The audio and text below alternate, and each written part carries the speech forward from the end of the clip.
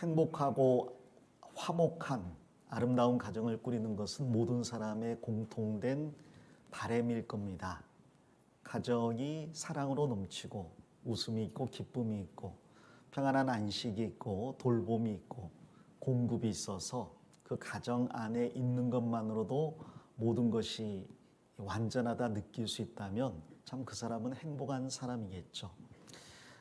전형적인 가정의 모습을 보통 아버지의 다스림과 돌봄, 그리고 공급, 그리고 어머니의 묵묵한 내조와 사랑과 따스한 손길을 꼽습니다. 남편이 남편답고 아내가 아내다운 모습, 그리하여서 그 안에서 자라는 자녀가 아무런 걱정 근심 없이 티 없고 주름 없이 자라는 것이 우리들의 바람이고 결혼하는 모든 사람들의 꿈이겠죠. 자, 그러나 그런 가정을 꾸리는 것이 쉽지만은 않습니다. 특별히 마지막 시대가 되어갈수록 말세는 고통하는 시대고 고통하는 시대이기 때문에 사람들이 많은 고통을 받고 있습니다. 특별히 가정을 통해서 힘과 용기와 사랑을 얻어야 될 사람들이 가정 안에서 고통을 받는 경우가 굉장히 많습니다. 그 가정 안에서 가장 사랑해야 될 사람에게 상처를 받고요. 가장 필요를 공급해 줘야 될 사람에게 물질로 핍박을 가하고요. 그리고 그 안에서 휴식을 취할 수 없고 오히려 더 많은 근심과 걱정이 쌓이는 경우가 있습니다. 사람들이 마지막 때는 자기를 사랑하기 때문에 자기 이웃, 심지어 자기 몸된 아내나 남편도 사랑하지 않는 모습들이 비일비재하게 주변에서 목격이 됩니다. 그리고 그로 인해서 많은 가정들이 깨어지고 있죠. 오늘날 경제적인 문제 때문에 혼자 사는 가정도 많이 있지만 그러나 가정을 지키지 못해서 혼자 살게 된 가정도 안타깝지만 많이 있습니다. 그리고 평생 씻기 어려운 상처를 입고 아픔 가운데 살아가는 경우도 많이 있죠. 이 가정을 행복하게 이끌어 나가는 일이 왜 이렇게 어려울까? 어떻게 하면 우리는 행복한 가정을 꾸릴 수 있을까? 그래서 많은 고민들도 하고 연구도 하고 부부 클리닉 가서 상담도 하고 그리고 애초에 결혼할 때부터 나의 속을 상하지 않게 할 배우자를 찾아야겠다. 정말 거의 이상형에 가까운 조금 모자람이 있다 할지라도 내가 원하는 그런 사람과 결혼을 해야 되겠다라고 생각을 합니다. 청년들과 결혼에 대해서 교제를 하다 보면 청년들이 이야기하죠. 다른 건 됐고요. 믿음이 분명하면 저는 받아들입니다. 그래서 믿음이 분명한 형제나 자매를 연결시켜주면 그 다음에 이야기해요. 외모가 좀. 그래서 믿음이 분명하고 외모가 좋은 형제나 자매를 연결시켜주면 그 다음에는 경제적인 면이 좀. 그럼 처음부터 말씀을 하지 그랬어요. 외모도 경제적인 면도 신앙도 그리고 가정도 분명한 그런 사람을 구하지 그랬어요. 자, 그런데 분명하게 성경이 말씀하고 있는 건요. 그러한 사람을 찾으라고 말하지 않습니다. 오히려 내가 성경이 요구하는 사람이 되라고 말씀하십니다. 완벽한 신랑감을 찾지 말고요. 내가 성경이 요구하는 아내로서 남편에게 순복할 준비를 갖추라고 이야기합니다. 만일 내가 순복할 준비를 갖추었다면 그리스도를 신뢰하기에 주님을 믿기에 남편에게 순복할 준비를 갖추었다면 비록 남편이 모자란 부분이 있고 남편이 내가 생각하는 이상형이 아니어도 그 살아가는 시간 동안 서로가 행복을 갖고 나갈 수 있을 거고요. 마침내 이상형을 만들어낼 수 있을 겁니다. 남편도 마찬가지입니다. 완벽한 신부를 찾는 경우들이 많이 있습니다. 어떤 분은 저 형제는 얼굴만 봐요 그러더라고요. 그 형제가 얼굴이 빨개져가지고 부인을 합니다. 아니에요. 저는 몸매도 봐요.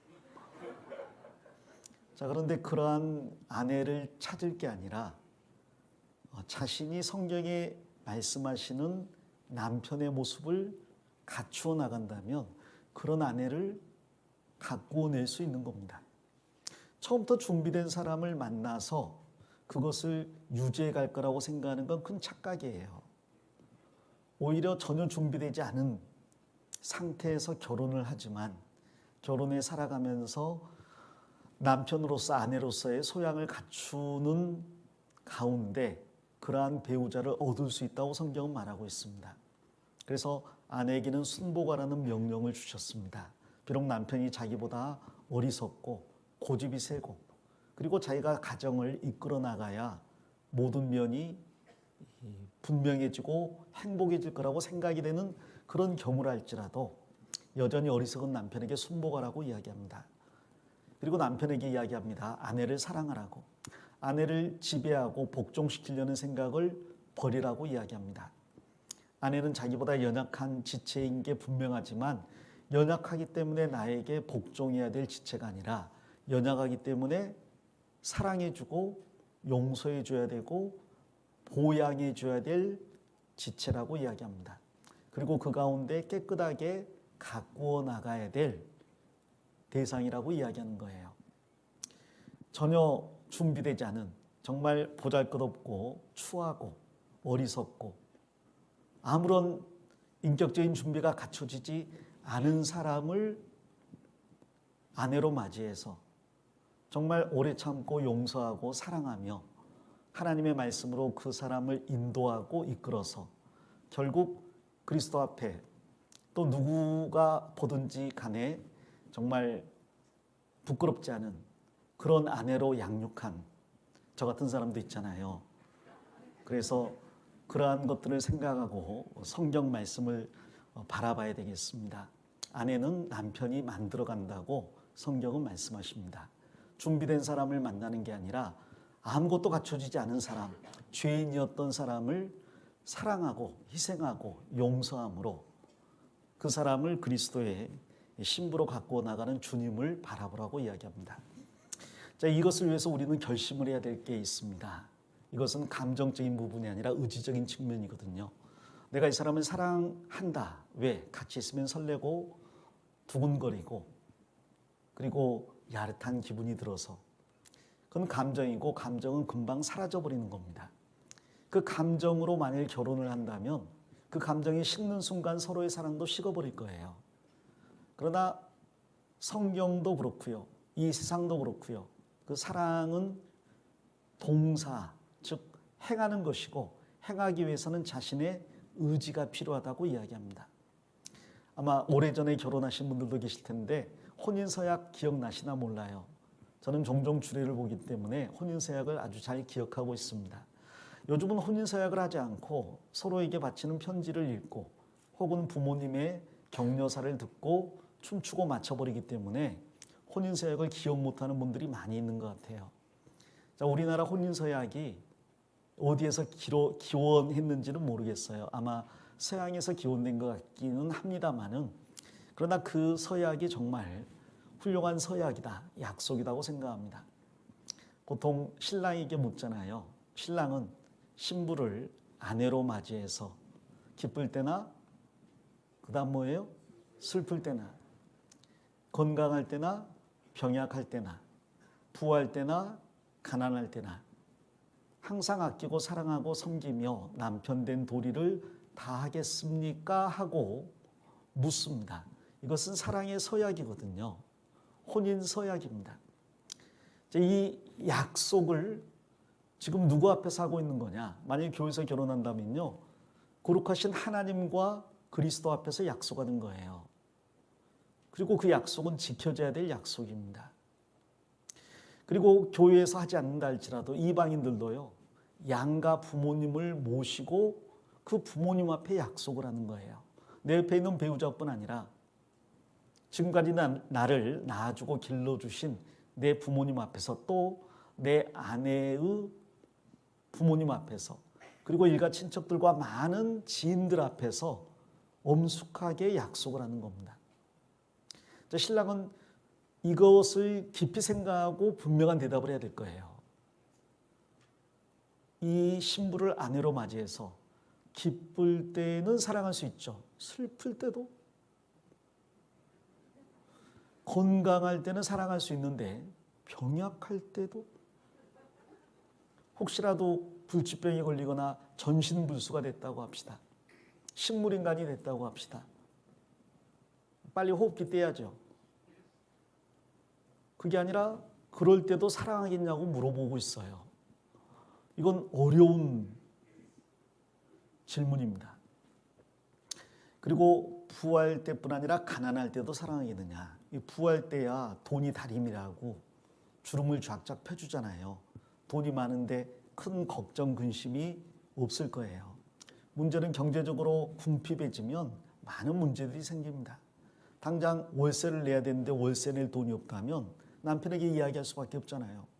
남편은 열심히 뛰어다니지만 월세를 구할 수가 없다면 자기도 힘든데 그 월세 때문에 구박하는 아내가 짜증스러울 수밖에 없을 겁니다. 뭐 당장 아이 학비가 없다든지 당장 병원에 입원해야 되는데 치료비가 없다든지 궁핍할 때는 모든 것이 갈등이 될 수밖에 없잖아요. 그런데 그럴 때에도 사랑하겠느냐라고 물어봅니다. 옛날에는 한 가지 덧붙여서 검은 머리 팥뿌리 될 때까지, 팥뿌리가 하얗잖아요. 그래서 희게 될 때까지, 그리고 또 덧붙여서 죽음이 두 사람을 갈라놓을 때까지 사랑하겠느냐고 물었습니다. 그리고 그때 예라고 대답을 했잖아요. 그때는 결혼한다는 스릴 때문에, 흥분 때문에 깊이 생각하지 않고 그냥 빨리빨리 지나가라고 예 하고 대답을 하고 말았습니다마는 그게 실수였죠. 살아보니까 그 서약을 지키는 게 얼마나 어려운 일인지 몰라요.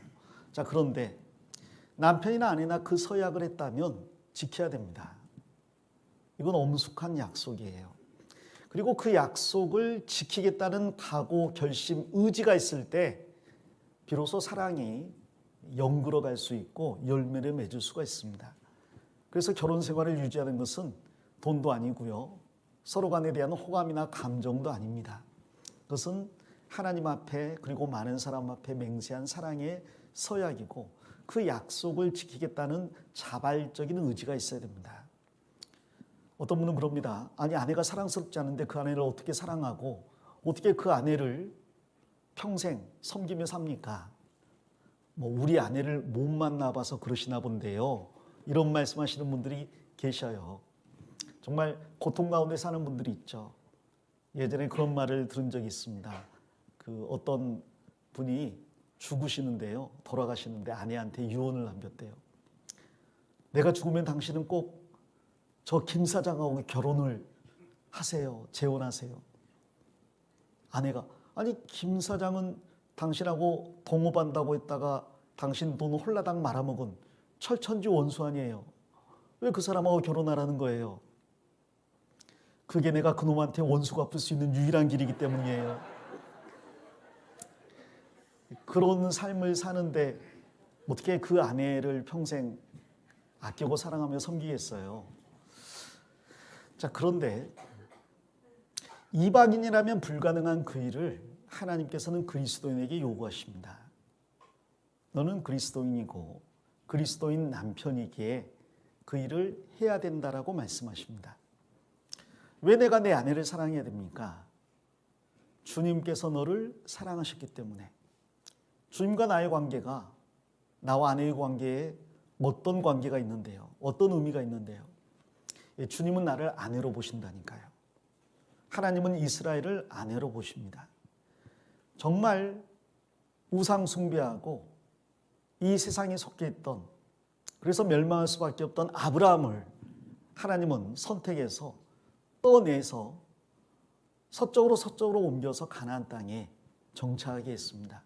그리고 아무것도 없는 혈혈단신 아브라함과 이삭에게 너에게서 큰 민족이 형성될 것인데 내가 그 민족 이스라엘 민족을 아내로 삼겠다. 내가 그에게 장가들어서 영원토록 사랑하며 살겠다라고 말씀하셨습니다.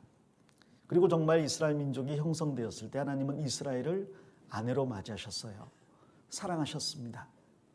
그들이 노예였을 때, 그래서 하나님 앞에 아무런 지참금도 없을 때, 하나님께 아무런 영광을 돌리지 못할 때, 정말 세상에서 가장 부족하고 가장 비참한 그런 신부감일 때 주님이 사랑하셨습니다.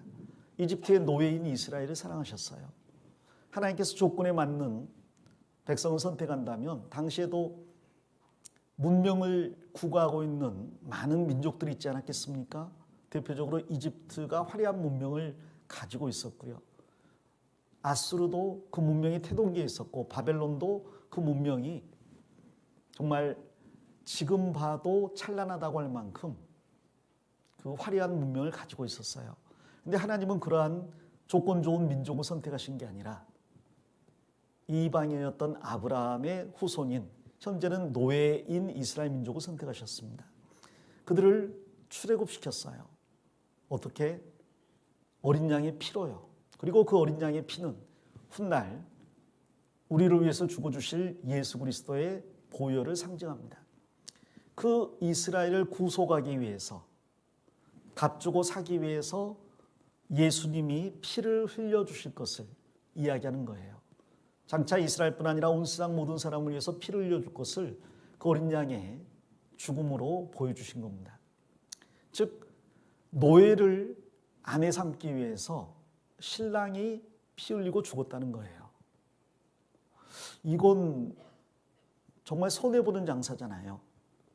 우리 시대 때 결혼한다면 조건이 맞는 사람끼리 결혼하는 게 일반적입니다. 재벌은 재벌하고 혹은 정계의 유력 인사하고 학벌이 좋은 사람은 정말 그만큼 학벌이 좋은 사람하고 돈이 많은 사람은 많은 사람하고 없는 사람은 없는 사람하고. 근데 하나님과 만일 조건을 맞추려면 누가 맞출 수가 있겠어요? 아무도 못 맞추잖아요. 그런데 하나님께서는 그 중에서도 가장 천한 이스라엘 민족을 선택하셨습니다. 그리고 죽어주셨습니다. 그리고 자기 백성 삼아주셨습니다. 그리고 이스라엘 민족이 지금까지 3,500년간 끊임없이 하나님을 배반하고 우상 숭배하고 있잖아요. 외식하고 있잖아요. 하나님을 두고 우상 숭배하는 것은 외도하는 거예요. 그건 영적인 간음입니다. 자기가 사랑하는 아내가 자기 앞에서 다른 남자와 외도한다. 그걸 용서할 수 있는 남자가 세상에 어디에 있겠어요? 근데 하나님께서는 이스라엘 민족이 하나님의 집 성전에서 우상을 숭배하는 것을 계속 지켜보셔야 했습니다. 마치 남편이 출근한 틈에 외간 남자를 집에 불러들여서 자기 침대에서 외도하고 있는 그 아내, 상상이나 할 수 있습니까? 그걸 만일 남편이 안다면 어떻게 그 아내를 용서할 수 있겠어요? 그런데 하나님께서는 우상 숭배하고 외식하는 이스라엘을 계속 용서하셨습니다. 끝까지 사랑하셨어요. 그들이 끝까지 우상 숭배를 버리지 못하고 잘못을 고치지 않으니까 징계하셨습니다. 불선한 생각을 하는 이스라엘을 끝까지 사랑하고 매일같이 손을 펼쳤다고 했어요. 사랑했다고 했습니다. 그리고 마침내 그 이스라엘을 7년 혼란 때 하나님께 돌아오게 합니다. 예수 그리스도를 구주로 믿게 만듭니다. 그리고 정결한 신부로 세우시잖아요. 영원한 천국을 상속받고 영원한 새 예루살렘에서 그리스도의 신부로서 영광을 받게 하시잖아요. 노예를 희생해서 자기 피로 희생해서 구출해낸 다음 그 수많은 시간 동안 죄를 용서해 주시고 오래 참아 주시고 징계하시고 말씀으로 권면해서 결국 완전한 신부로 세우시는 분이 하나님이십니다. 그분이 예수 그리스도예요. 그리고 주님이 그렇게 하신 것은 바로 그 주님의 모습이 남편의 모습이어야 하기 때문입니다. 그래서 오늘 읽은 이 에베소서 5장 내용은 바로 그 내용을 담고 있습니다. 남편은 아내를 사랑하라. 얼만큼요? 예수님이 교회를 사랑하신 만큼 교회를 위해서 피 흘려 주신 것처럼 죽어주라는 이야기입니다. 교회 안에서 말씀으로 가르치는 것처럼 가르치라는 이야기입니다. 교회의 필요를 공급하는 주님처럼 아내의 모든 필요를 공급해 주라는 이야기예요. 정서적인 필요, 육체적인 필요, 경제적인 필요를 전부 공급할 책임이 남편에게 있습니다. 교회가 주님에게 드리는 건 순종밖에 없어요. 아내는 남편에게 순종만 하면 됩니다. 남편은 다 줘야 되죠. 그리고 더하기 하나 더, 아내의 잘못에 대해서 계속해서 용서해야 됩니다. 예수님은 우리를 얼마나 용서하셨어요? 무슨 속죄? 영원한 속죄. 구원받을 때 죄를 용서받잖아요. 구원받고 주님과 연합해서 하나가 됐습니다. 결혼한 거예요. 그리고 나서 그 이후로는 죄 안 짓나요? 심지어 교회당에 있는 이 순간에도 마음속으로 불쌍한 생각을 할 수가 있잖아요. 그런데 그걸 다 알면서도 용서하시는 분이 주님이잖아요. 남편의 가장 큰 의무 중에 하나가 아내의 실수, 잘못을 용서하는 겁니다. 자, 남편이 아내를 용서한다는 데는 또 의미가 있는 것 같습니다. 원래 용서라는 게요, 이 낮은 사람이 높은 사람을 용서한다는 개념보다 높은 사람이 낮은 사람을 용서하는 개념이 더 크잖아요. 부모가 자식을 용서하는 거지 자식이 부모를 용서한다. 물론 요즘은 그러한 것도 필요하겠지만, 자, 남편이 아내의 머리가 되기 때문에 머리 된 남편이 아내를 굴복시키고 복종시키게 할 가능성이 많습니다. 내가 당신의 머리야. 내 말 들어. 내가 시키는 대로 해. 그리고 뭔가 시키는 대로 하지 않거나 혹은 잘못하면 내 말을 듣지 않았다고 혼내고 책망하고 거듭 그것을 이야기하고 아내를 아프게 할 수 있어요. 그런데 머리 된 남편의 의무는 아내의 잘못을 벌하는 게 아니라, 그리고 아내를 그걸로 협박해서 굴복시키는 게 아니라 그걸 용서하는 것이라고 이야기합니다. 자식이 잘못하면 부모가 책임지고 뒤처리하잖아요. 그리고 자식을 용서하잖아요. 부모가 자식을 용서하는데 얼마나 용서합니까? 그것도 영원한 속죄예요. 그런데 부모가 자식을 용서하기 전에 남편이 아내를 용서하는 건 얼마나 용서해야 돼요? 얼마나 용서해야 돼요? 내가 20개까지는 참는데, 베드로가 그랬잖아요. 형제가 내게 죄를 범하면 몇 번이나 용서해 주리이까? 7번이 아니라 70번까지 하오리이까? 예수님이 말씀하신 게 70번에 7번이라도 용서하라. 7일에 490번이라도 용서하라. 그러면 491번째부터 박살내라 이 말이 아니라 끝까지 용서란 말입니다. 7이 완전수거든요. 완전히 용서란 겁니다. 아내가 잘못할 수 있는데 완전히 용서하라. 왜 내가 그래야 됩니까? 다시 처음으로 돌아가면 결혼할 때 서약을 했다니까요. 검은 머리 뭐 될 때까지요? 팥불이 될 때까지. 죽음이 두 사람을 갈라놓을 때. 이럴 줄 알았으면 안 할 건데. 저한테 그 말하는 형제가 있다니까요. 그때 자기가 실수했다고. 그때 주례 선생님의 말을 잘 듣고 대답을 했어야 되는데 들떠가지고 무슨 내용인지 모르고 그냥 계약서에 사인한 것처럼 예해버렸다고. 그래서 지금 아내하고 굉장히 힘든 결혼 생활을 이끌어가고 있어요. 우리 아닙니다. 다른 데예요. 아십시오. 자, 그런 의미에서 보면 김수환 추기경이 한 말이 생각이 납니다. 김수환 추기경이 사실 사랑에 대해서 이야기하면서 그런 말을 했거든요. 사랑의 감정이 결혼을 유지시켜주는 게 아니라 사랑의 서약의 결혼을 유지시켜준다고. 그 약속을 지키겠다는 의지와 결심이 있을 때 이 결혼 생활이 유지된다고. 그 말을 두고두고 생각해 봐도 참 좋은 말 혹은 명언이라고 생각합니다. 우리는 많은 사람 앞에 약속을 했어요. 우리는 지금까지 우리가 가지고 있던 기준을 버려야 됩니다. 우리는 세상 기준을 가지고 또 개인적인 경험의 기준을 가지고 살아가고 있어요. 세상 사람이 이렇게 사는 게 맞다고 하니까 나도 그렇게 살고요. 내가 경험적으로 이렇게 사는 게 맞으니까 이렇게 살고요. 이제는 그 경험을 버려야 됩니다. 세상 지식도 버려야 됩니다. 왜? 교회가 주님의 몸이면 머리는 주님이잖아요. 이제는 주님의 명령을 받는 거지 세상 지식인들의 명령을 받거나 내 경험을 따라 사는 게 아닙니다. 그리고 주님의 명령을 따라 사는 삶이 세상 사람들의 삶과 완전히 다른 삶이기 때문에 우리는 충격을 받습니다. 지금까지 왼쪽으로 가는 삶이었다면 이제는 오른쪽으로 가는 삶인데 그 방향이 비슷한 게 아니라 완전히 반대예요. 예전에는 원수를 미워했죠. 이제는 원수를 사랑하라고 합니다. 예전에는 남편이 아내를 복종시키려고 했습니다. 이제는 위에 주고 용서라고 하잖아요. 예전에는 아내가 남편을 잡고 휘두르려고 했어요. 자기가 주도권을 주려고 했습니다. 이제는 무조건적으로 순복하라고 하잖아요. 근데 이런 것들이 세상과 기준이 비슷하다면 따라가기가 쉬운데 전혀 다르거든요. 하나님의 말씀 가운데 살아가는 삶, 그 기준은 완전히 새로운 기준이에요. 새로운 생명을 얻은 사람은 새로운 사회에 속해서 새로운 기준 가운데 살아가야 됩니다. 그리고 그 기준을 단지 지식적으로 머릿속에 담아두고 끝날 게 아니라 내 일상생활에 만나는 모든 사람과 적용시켜야 된다는 거죠. 새로운 관계를 가져야 됩니다. 그 새로운 관계를 형성하려면 성령 충만하지 않으면 안 된다고 해요. 그 새로운 관계를 형성해 나가는 것은 내 육신의 의지로는 절대로 불가능합니다. 내가 어떻게 이 여자를 사랑할 수가 있겠어요? 내가 어떻게 이 남편을 사랑할 수가 있겠어요? 순종할 수가 있겠어요? 그건 육신적인 노력으로는 불가능해요.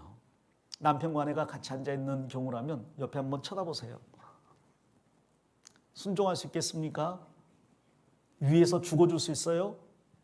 모든 잘못을 용서해 줄 수 있습니까? 어떤 경우는 죽어줘야 되는데 죽이고 싶은. 죄송합니다. 이런 말까지 하면 안 되는데. 그럼 원망이 드는 경우가 있잖아요. 어떻게 이 사람을 사랑하란 말입니까? 우리 아내가 어떤 사람인지 당신이, 목사님이 몰라서 그럽니다. 한번 살아보세요. 이렇게 말하면요. 저도 자신 없는데요. 근데 성경이 그걸 요구하고 있습니다. 새로운 관계를 형성하려면 그래서 성령 충만이 필요하다. 그리고 성령 충만한 사람은 가장 기본적으로 다른 사람과의 관계에서 복종하는 관계, 그 사람을 섬기는 관계라고 이야기합니다. 에베소 5장 21절에 그리스도를 경외함으로 피차 뭐라고요? 복종하라. 성령 충만한 사람은 피차 지배해요, 복종해요? 복종해요. 그래서 교회에서 큰 소리 치는 사람은 성령 충만한 사람이 아니라 육신 충만한 사람이에요. 교회 안에서 아무 말하지 않고 예예하고 복종하는 사람은 그 사람이 바보라서가 아니라 성령 충만하기 때문입니다. 정말 성령 충만한 사람은 이름 없이 빚도 없이 주만 섬기며 묵묵히 나아가겠습니다. 그게 성령 충만한 사람이고요. 큰 소리치고 따지고 시비를 가리는 것은 지혜로워서가 아니라 육신이 가득해서입니다. 자, 성령 충만한 사람은 복종할 수 있는데 첫 번째 복종해야 될 대상이 누구라고요? 여기 성경에서는 아내가 자기 남편에게 복종이라, 순종하고 복종하라고 합니다. 아내가 남편에게. 그래서 아내들이여라는 제목으로 한 두어 번 살펴봤습니다. 자, 그러나 그보다 더 무거운 책임이 남편에게 부여됐어요. 그래서 이제 남편들아라는 주제로 주님이 말씀하십니다. 전체적인 개요를 지난주에 말씀드렸습니다. 예수님이 십자가에서 우리를 위해서 죽어주시고 우리를 아내 삼아주신 것처럼 신랑, 남편은 아내를 위해서 죽어줄 만큼 희생하라고 이야기합니다. 그리고 아내 삼았으면 한 몸이니 그 한 몸인 아내를 가꾸어 가라고 해요. 다듬어 가라고 합니다. 그리고 필요를 공급해 주라고 합니다. 그리고 그 남편이 아내를 훌륭한 신부로 세우라고 이야기합니다. 그래서 아내는 누구한테 달렸어요? 남편에게 달렸습니다. 전에 말씀드린 것처럼 옛날 고 최모 배우가 남자는 여자하기 나름이에요. 가 아니라 아내는 남편하기 나름이라고 합니다. 그래서 남편 교육이 중요해요. 그래서 아들 교육이 중요하고 그래서 아버지가 자녀를, 특별히 아들을 잘 교육해야 됩니다. 그렇기 때문에 잠언 전체 내용이 대부분 아버지가 아들을 훈계하는 방식으로 기록이 되어 있습니다. 아버지가 아들을 잘 훈계하고 양육하면 그 아들은 나중에 훌륭한 남편이 될 것이고 훌륭한 아버지가 될 것인데, 남편이 훌륭하고 아버지가 훌륭하다면 아내도 자녀들도 훌륭하게 성장할 수 있다는 거죠. 그래서 집안 전체가 남편에게 달려있다고 이야기해요. 그리고 남편의 첫 번째 되는 덕목은 자기 희생입니다. 죽어주라는 거죠. 여기 25절, 남편들아 아내 사랑하기를 그리스도께서 교회를 사랑하시고 위하여 자신을 주심같이 하라. 사랑하라. 얼마만큼? 죽어줄 만큼 사랑하라. 죽어줄 만큼 사랑하라. 이 사랑에 대해서 가장 잘 설명한 성경이 잘 아시는 것처럼 고린도전서 13장입니다. 4절부터 7절입니다. 천천히 같이 읽어보겠습니다. 사랑은 오래 참고 사랑은 온유하며 투기하는 자가 되지 아니하며 사랑은 자랑하지 아니하며 교만하지 아니하며 무례히 행치 아니하며 자기의 유익을 구치 아니하며 성내지 아니하며 악한 것을 생각지 아니하며 불의를 기뻐하지 아니하며 진리와 함께 기뻐하고 모든 것을 참으며 모든 것을 믿으며 모든 것을 바라며 모든 것을 견디느니라. 여기 사랑의 특징이 나와 있는데 말씀드린 것처럼 전부 감정이 아니라 행동을 이야기합니다. 사랑한다, 그 말은 첫 번째로 오래 참아준다는 이야기입니다. 언제까지 오래 참으라고요? 주님 오실 때까지 오래 참으라고요. 이 세상 살아있는 동안 오래 참는 게 형제를 위한, 자매를 위한 우리의 의무이고 특별히 남편의 아내를 향한 의무입니다. 아내를 어떻게 하라고요? 오래 참아주라고요. 이렇게 기록한 것은 아내에게서 참지 못할 일이 많이 있기 때문일 거예요. 참아주라고 이야기합니다. 오래 참고. 그런데 7절에도 보면 모든 것을 참으며 모든 것을 믿으며 모든 것을 바라며 모든 것을 견디느니라. 또 참으라고 이야기합니다. 참는 걸로 시작해서 참는 걸로 끝나는 게 사랑이에요. 주님이 우리의 수많은 죄에 대해서 영원히 참아주시고 용서해 주신 것처럼 참으라고 이야기합니다. 그리고 또 중간에 보면 온유하며 투기하는 자가 되지 아니하며 자랑하지 아니하며 교만한 자가 되지 아니하며 물에 영치 아니하며 자기의 유익을 구치 아니하며 전부 자기중심적이 아니라 타인 중심이 되라고 이야기합니다. 사실 우리는 자기중심인데 이 모든 내용은 다른 사람 중심이 되라는 거예요. 남편이 아내를 사랑하라. 그 말은 아내를 통해서 내가 어떤 유익을 얻어보겠다는 생각을 버리라는 이야기입니다. 내가 아내를 얻었으니 아내가 나에게 기쁨을 주고 즐거움을 주고 유익을 주고 나에게 먹을 것을 제공해주고 휴식을 제공해주고 나의 어깨를 주물러주고 양말을 신겨주고 발을 씻겨주고 이런 유익을 얻을 것을 배제하고 버리라는 이야기죠. 오히려 나를 통해 아내가 어떻게 행복해질까를 생각하라는 이야기예요.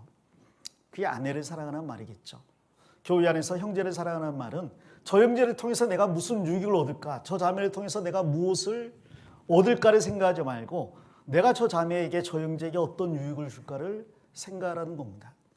자기 중심이 아니라 타인 중심인 거죠. 자, 이 말은 남편들에게 상당히 실망이 되잖아요. 결혼한 이유가 뭐예요? 세탁기 사는 것보다 저렴해서. 는 아니잖아요. 뭐 쿠커 사기보다, 밥솥 사기보다 그냥 아내를 사는 게 그냥 일거양득 아니죠. 가끔은 또 내가 피곤하면 노래도 불러주고 위로도 해주고 개그도 해주고 나 이뻐 뿌잉뿌잉도 해주고 요리도 해주고 뭐 내가 짜증나 있으면 밖에 나가주고 혼자 있으라고. 그런 유익을 얻으려고 결혼했다면 이제 그리스도인은 그것을 뒤집어야 됩니다.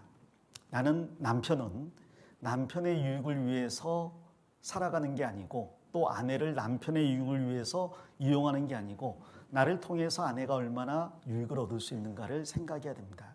예수님이 우리를 구원하시면서요, 이놈을 구원해서 내가 무슨 영화를 얻을까 생각하지 않았습니다. 오히려 구원할 뿐 아니라 계속해서 모든 걸 공급해주고 우리를 하나님의 자녀처럼 유익하게 만들려고 구원하신 거예요. 끝없이 주시려고 구원하신 겁니다. 그리고 그렇게 사랑하라고 남편들에게 명령하고 있는 거죠. 또 이게 사랑에 보면 6절에 보면 5절 보면 물에 행치 아니하며 자기의 유익을 구치 아니하며 그 다음 성내지 아니하며 악한 것을 생각지 아니하며 불의를 기뻐하지 아니하며 진리와 함께 기뻐하고 여기에는 거룩함이 들어있습니다. 사랑은요 악을 추종하지 않아요. 사랑은 거룩한 것, 선한 것, 온전한 것을 추구합니다. 남편이 아내를 사랑한다면 아내를 나쁜 짓을 하도록 방치하거나 심지어 몰아가지 않을 겁니다. 남편이 아내에게 나쁜 짓을 시키는 경우가 있어요. 자기의 유익을 위해서 아내에게 나쁜 것을 가르치는 경우가 있습니다. 아내가 술을 못해요. 한잔해. 아니 안 마신다는데 왜 자꾸 술을 먹이려고 하는 거야? 못된 생각이 남편에게 있을 수 있어요. 사실 결혼하기 전에는요, 죄송합니다. 요즘 세상 남자들은 자꾸 술 못 마신다는데 그리스도인 자매들한테 술을 권유해요. 나의 유익을 위해서 그럴까요? 자기가 무슨 은큼한 속내가 있어서 그럴까요? 자, 그건 잘못된 거잖아요. 나쁜 것을 권유하는 겁니다. 자, 그런데 자기 아내한테도 그걸 권유할 수는 없잖아요. 자기 아내한테 나쁜 것을 권유하면 어떻게 하자는 거예요? 아내한테 이거 요즘 유행하는 대마초인데 한번 펴봐. 뿅 간대. 그러는 사람이 어디 있겠어요? 자기 자녀한테 마약을 주는 사람이 누가 있겠습니까? 자기 아내가 나쁜 길로 가지 않게 보호해주고 깨끗하게 정결하게 순결하게 지켜나가는 것은 남편의 역할입니다. 우리 같이 클럽 가자 할 게 아니잖아요. 같이 노래방 가서 술 먹고 노래 부르고 악쓰고 그게 건전한 여가 생활은 아닙니다. 아내를 잘못된 환경에 노출시키는 것은 남편이 막아야죠. 세상에 나쁜 환경들이 많이 있지만요. 심지어 어떤 것도 나쁜 환경인가 생각해 봤더니 멋진 남자들이 많은 회사에 취업을 시켜서 돈 벌어오게 해요. 그것도 남편 입장에서 보면 좀 생각해 봐야 될 문제입니다. 회사에 가면 이제 취업하면 멋진 남자들이 내 상사고 나는 남편에게 순종해야 되는데 상사에게 순종해야 되는 경우가 많아요. 주일에 뭐예요? 교회 가는데요. 출근하세요. 특근이에요. 그러면 거기에 순종해야 되는 경우가 생기잖아요. 하나님께 순종하고 남편에게 순종해야 되는데 회사의 상사에게 순종해야 됩니다. 출근했더니 뭐 골프 치러 간대. 저는 못 치는데요. 따라오세요. 자, 이런 것들은 잘못된 환경에 속하잖아요. 그래서 일자리에 보내놓고 난 다음에 왜 자꾸 회식하느라고 늦냐고, 왜 자꾸 특근 야근하느라고 늦냐고. 근데 근본적으로 생각해 보면 거기에는 남편의 잘못도 있어요. 아내가 어쩔 수 없이 그런 환경에 노출이 돼서 남편에게 써야 될 시간을 다른 남자에게, 회사의 상사에게 쓴다면 문제가 되지 않겠습니까? 그나마 회사에 나가면요, 아침부터 저녁까지 대기업 다니는 직원들은 명문대 나와가지고 얼굴도 핸섬해가지고요, 일도 그렇게 열정적으로 잘해요. 깔끔하게 넥타이 매고 머리에 기름 바르고 정말 열정적으로 멋지게 일을 잘 해나갑니다. 그 밑에서 열심히 일하고 집에 왔더니 남편은 추리닝 입고 메리아스 입고 배뜩 내밀고요, 텔레비전 보면서 왔어 그러고 있어요. 갑자기 남편한테 정 떨어지잖아요. 근데 어떤 면에서 보면 거기에 또 남편의 책임도 있는 겁니다. 남편이 필요를 공급해 주게 되어 있는데 아내에게 필요를 공급해 달라고 함으로 인해서 발생하는 문제이기도 하잖아요. 이 말씀대로 사랑은 나쁜 것에서 멀어지게 하고 선한 것으로 인도하는 역할을 합니다. 내가 정말 내 아내를 사랑한다면 나쁜 걸 가르쳐요? 좋은 걸 가르쳐요? 내 자녀를 사랑한다면 나쁜 걸 가르칩니까? 좋은 걸 가르칩니까? 당연히 좋은 걸 가르쳐야죠. 그래서 사랑은 용서하고 희생하고 오래 참습니다. 사랑은 자기 유익이 아니라 다른 사람의 유익을 구합니다. 사랑은 불의가 아니라 의로운 것, 선한 것을 추구합니다. 그게 사랑이고 남편은 그 일을 위해서 결혼 생활에 부름을 받았습니다.